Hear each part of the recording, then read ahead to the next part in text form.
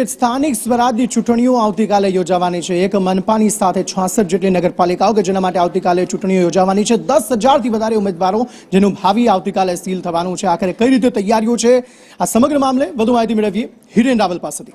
Hiren,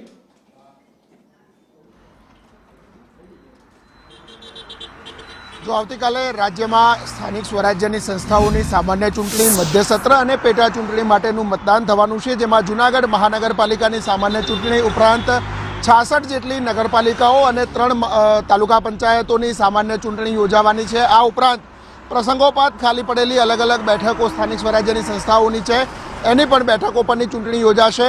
overall જો આંકડો જોઈએ તો આ તમામ ચૂંટણીની અંદર જે ઉમેદવારો છે એમાં 10,168 ઉમેદવારોનું ભાવિ આવતીકાલે ઈવીએમમાં સીલ થશે।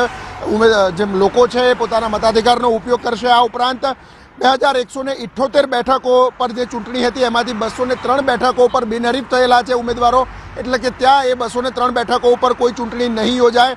આ 203માંથી 195 બેઠકો જે છે એ ભારતીય જનતા પાર્ટી પાસે બિનહરીફ તરીકે ગયેલી છે અને બાકીની બેઠકો કોંગ્રેસ અને અપક્ષ પાસે છે। એ જ પ્રકારે કુલ 4,033 મતદાન મથકો છે, એના ઉપર મતદાન આવતીકાલે યોજાશે। સવારે 7 વાગ્યાથી લઈ સાંજે 6 વાગ્યા સુધી આ મતદાન જે છે એ ચુસ્ત સુરક્ષા વ્યવસ્થા વચ્ચે યોજાશે।